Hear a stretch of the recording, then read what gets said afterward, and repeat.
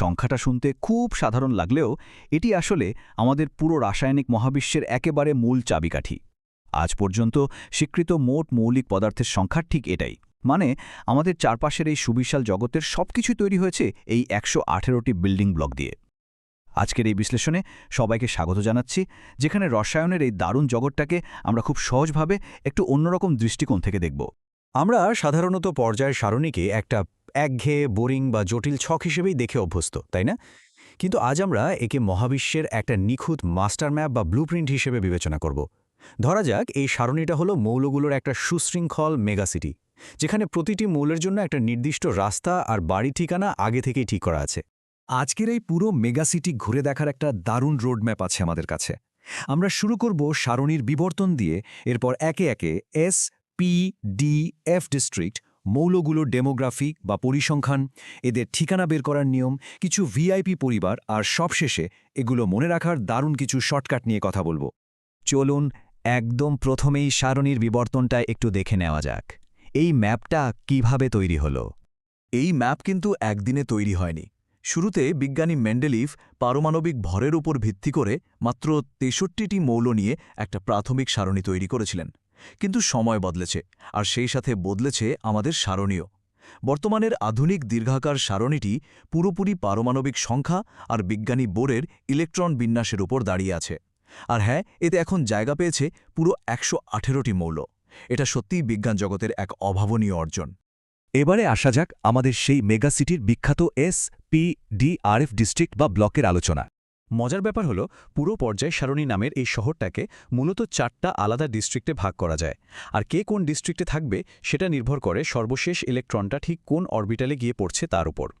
সারণীর একেবারে বাঁদিকে তাকালে চোখে পড়বে এস ব্লক। গ্রুপ 1, 2 আর হিলিয়াম মিলিয়ে মোট 14টি মৌল আছে এখানে, যাদের ইলেকট্রন বিন্যাস NS1 বা NS2তে শেষ হয়। অন্যদিকে ডানদিকে গেলে পাবো পি ব্লক, যেখানে গ্রুপ 13 থেকে 18 পর্যন্ত মোট 36 জন বাসিন্দা আছে। এরপরেই আসে শহরের মূল আকর্ষণ, যাকে আমরা বলতে পারি হেভি ইন্ডাস্ট্রিয়াল জোন।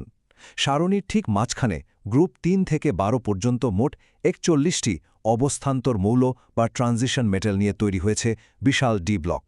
আর এফ ব্লকের ব্যাপারটা একটু আলাদা।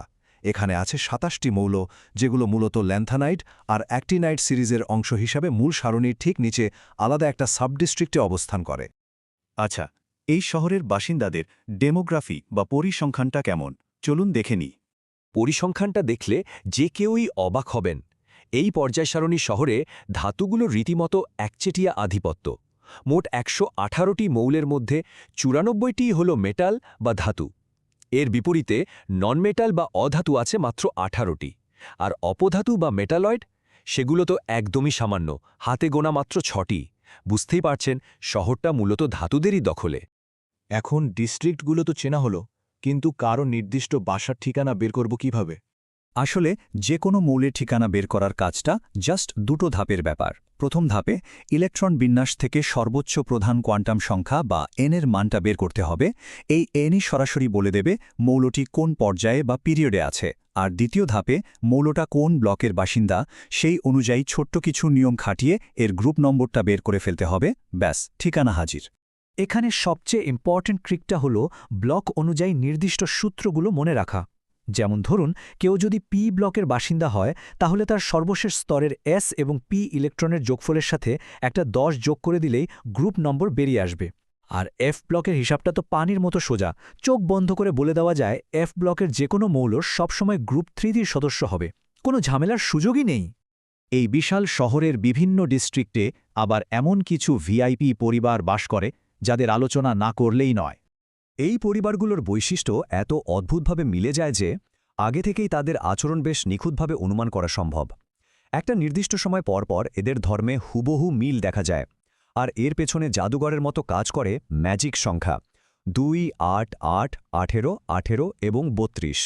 হ্যাঁ, ঠিক এই নির্দিষ্ট সংখ্যার গ্যাপে মৌলগুলোকে সাজালে এদের ইলেকট্রন বিন্যাসের ধরন একই রকম হয়। ফলে ভৌত আর রাসায়নিক বৈশিষ্ট্যের চমৎকার এক পুনরাবৃত্তি ঘটে।